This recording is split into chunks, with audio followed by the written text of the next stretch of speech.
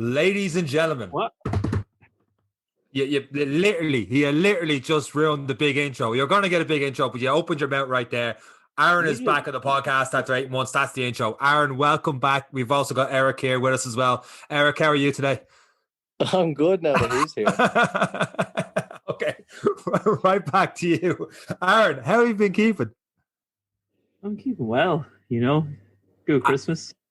Good, we could see. You look like you've had a great Christmas. I was afraid they might put me in with turkey, I don't think you can fit a ham that big in the oven. That was a good Aaron, what time is it there?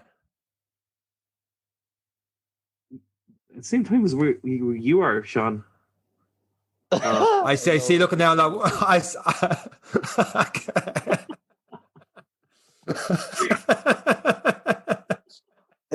was like, is that about that lovely watch on your that arm? lovely watch you have? It tells the time, but I know it doesn't pay for stuff anymore for you.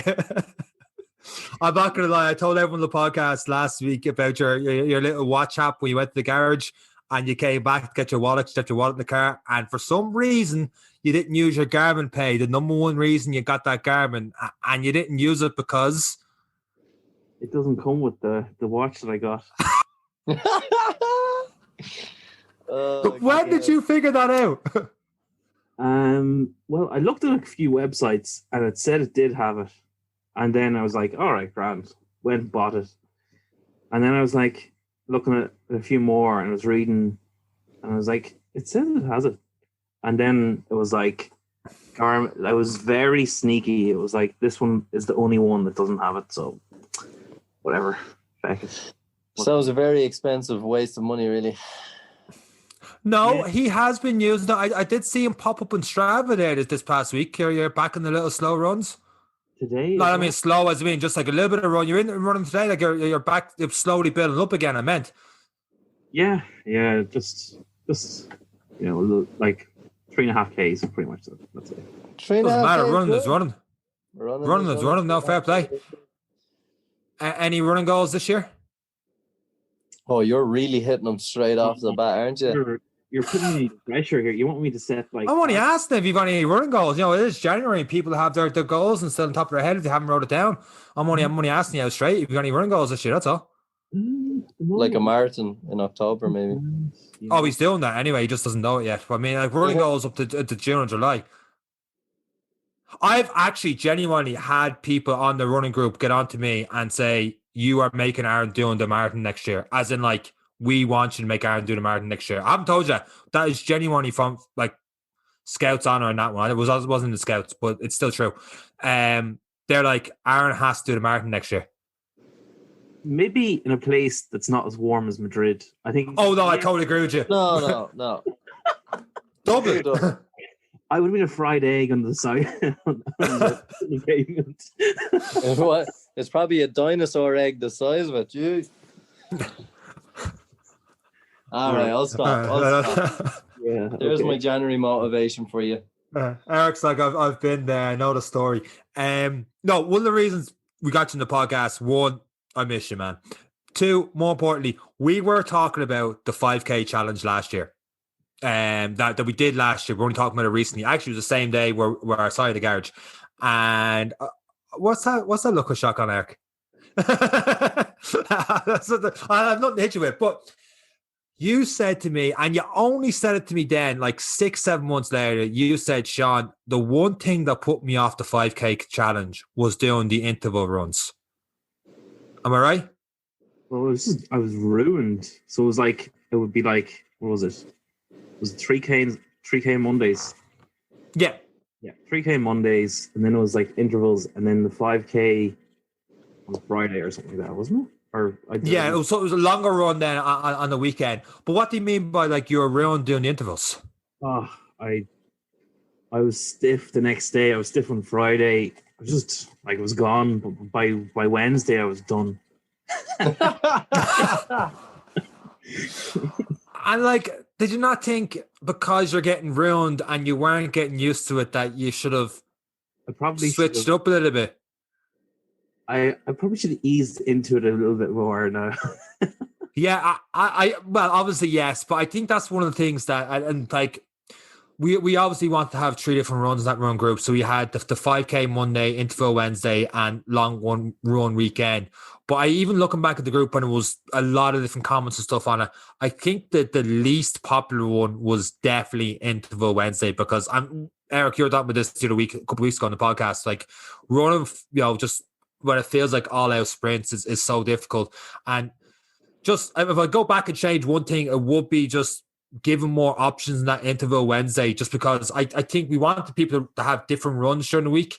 But if you're dreading it that much and you know it's going to crucify you and it puts you off running, then it's really something that you need to change.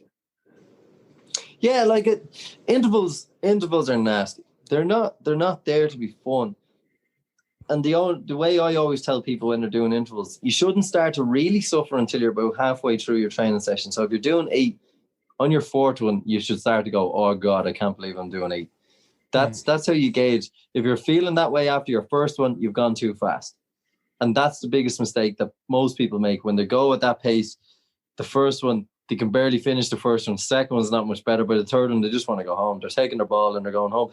But intervals are supposed to be in that way nasty. And the best bit about intervals is finishing them. You will never feel better than another workout than when you finish interval training.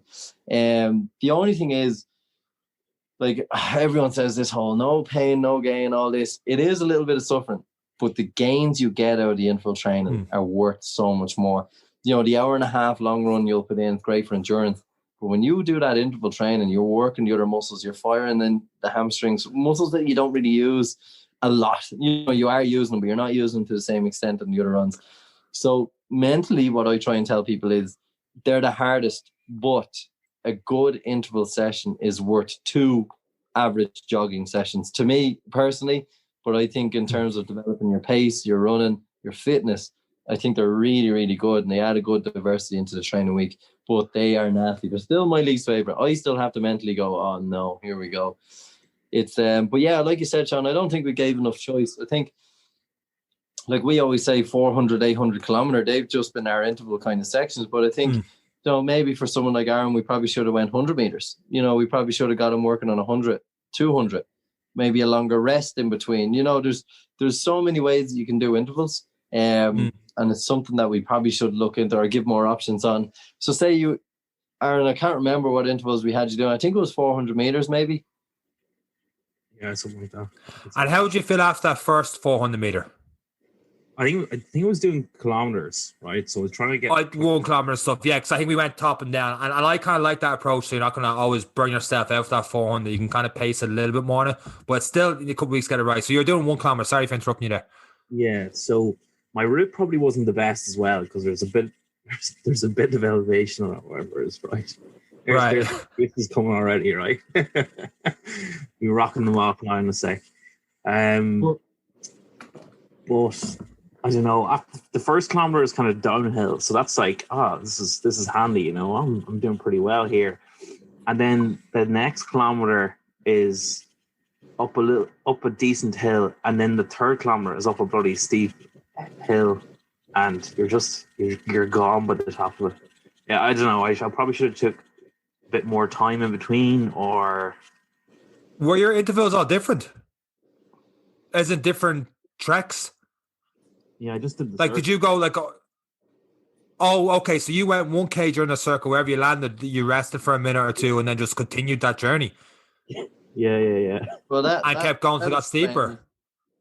That explains a whole hell of a lot there. No wonder why you were dead. Would you not have went the 1K back where it was flatter on the way back as well? Listen, these are the things. I just stuck with the 1K over and back. I think I eventually figured out that was a good idea. You live and you learn. So the thing about intervals is weeks, if not more, into it.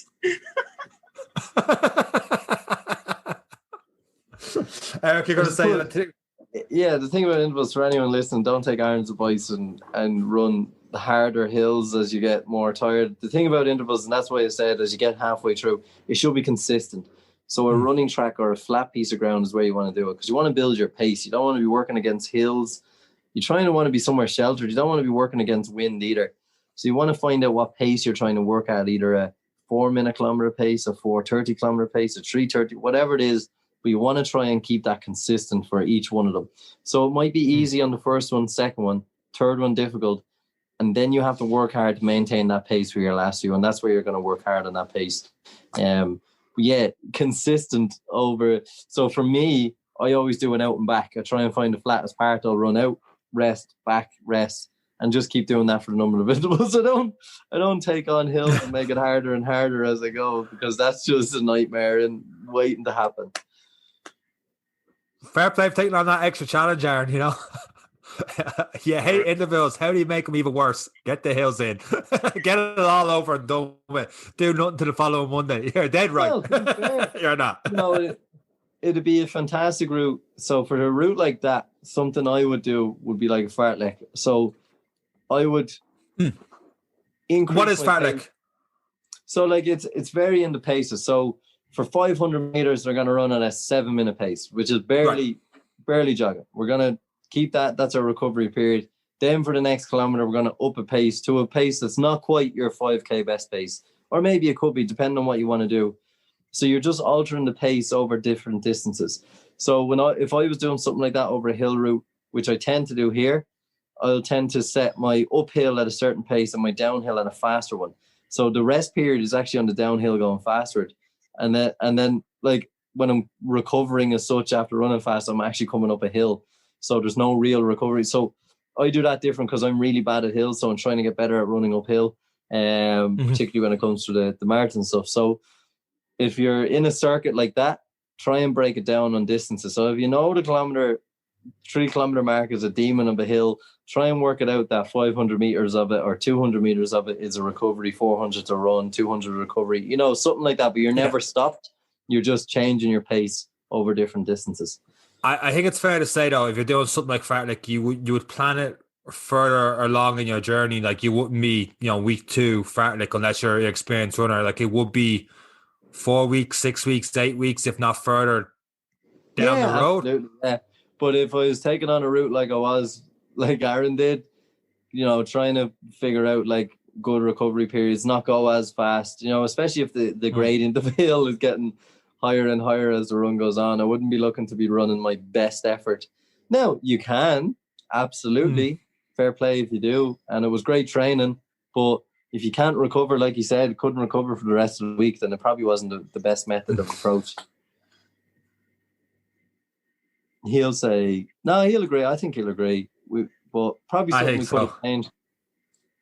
I think so as well. Yeah, I think that's our fault not explain. Yeah, I will shoulder some of the blame on this one by not, obviously we didn't explain that. So no, I'm not even sorry actually. I'm not to you, Aaron. I just wish I could have seen it. That's all. I wish I could have seen it. But yeah, no, it's. What'd you say? I just thought you started. You've just been beeping them. What's that, Aaron? You've just been driving your car, going past me like. Yeah, I genuinely thought you just started every week with a burst of inspiration, and then by the time you got to Wednesday, like, screw this, and then next Monday you started again with a burst of inspiration. Was actually just recovery. Yeah, I was just sore, like, and then I don't know, I didn't really want to go out for the long run at the weekend, And that's fair enough if you were sore. That kind of blends into what we were saying last week in terms of showing goal setting. Like when people go out and burst themselves, like Aaron did that hard, it's a demotivator in itself. There's only so many times you can do that to yourself before you're just like, this is just not worth it. Like when I ran that 5K in 19, I was like, this is not worth it. I'm not doing this again for a long, long time. Because I burst myself just to get it. And Aaron did the same. Like by the time Saturday came around and we were hounding him, like, have you done your long run? And all he's remembering is the suffering from Wednesday. And he's like, no way, I'm not doing this. This isn't enjoyable. And that's where like people don't want to run with people who are good runners. They don't want to feel that pain. Running is hard enough mentally, physically, that it makes you suffer on its own. You don't need to make it that much harder. You know, like once you're moving, that's a good run. You know, like intervals are good if you're consistent with them and it's a flat surface and you time it well and you figure out what works. Again is what works with you. Figuring out that when halfway through I should be starting to feel the tiredness and then I'm just surviving, then I'm holding on for the last one. But like the biggest off put for people is, and a lot of coaches and people will put them into this and be like just screaming at them till they're getting sick. You shouldn't get sick. No, You might. no, definitely if you not. work that hard, I've done it because of my own personal mental illness where I just want to push myself to a new level.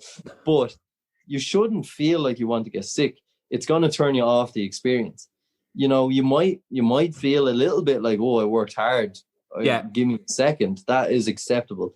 But if you're feeling that way, you've probably, listen, if you're in an athletics club or you're doing this and you're getting pushed to that standard and we're not talking about that kind of person. We're talking about someone who just wants to change their lifestyle, get involved, try and get a 5K PB, run their first 10K.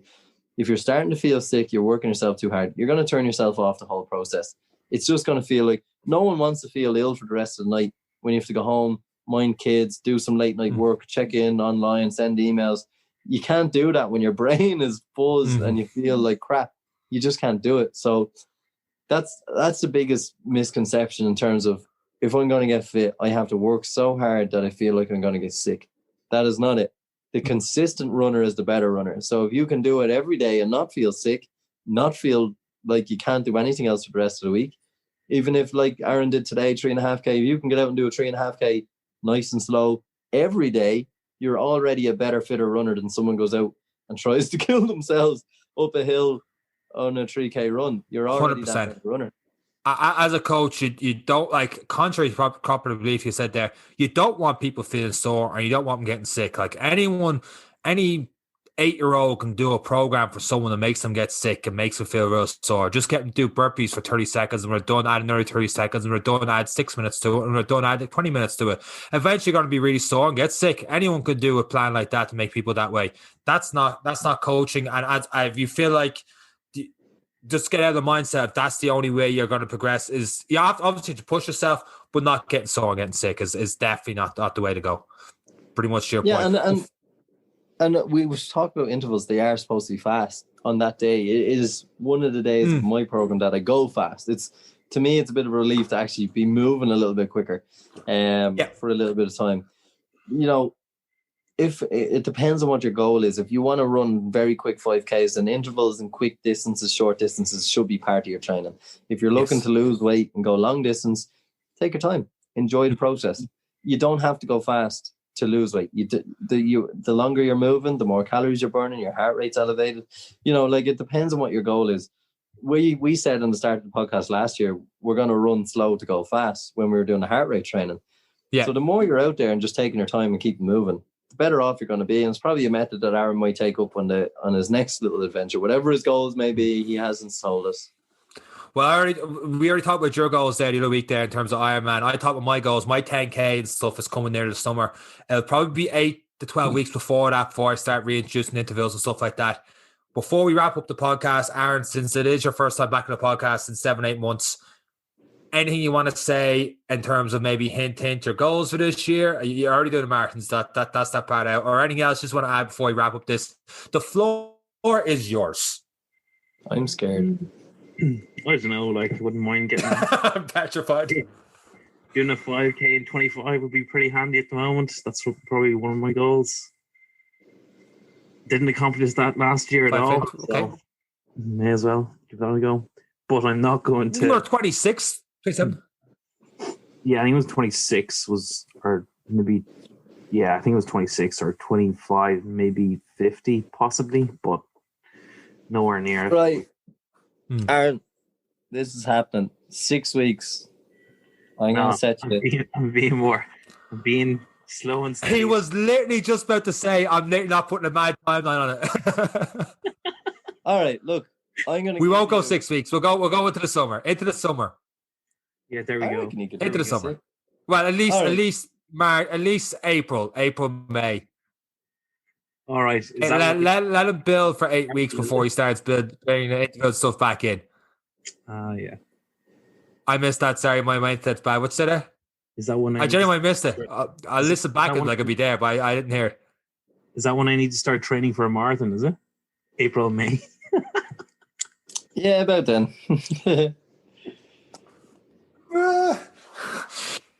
Sees what I'm up to. My plot has been revealed. And on that note, Aaron, anything else to add to the podcast? No, that's it. No. He's a wizard. That was it. It was great to have you back in the podcast. We'll definitely have you on again soon in somewhat the near future as we get towards that deadline of April, May, June, we'll say. And God knows what we'll be talking about after that. Who knows? No, Aaron, thank you for coming on the podcast today. Eric, thank you as always for the podcast today. And thank you to those of you listening to the podcast today. If you enjoyed this episode of the podcast, please do share, add it to your Instagram stories. And that's all we got for this week's episode of the podcast. From Sean, Aaron, and Eric, take care. Bye.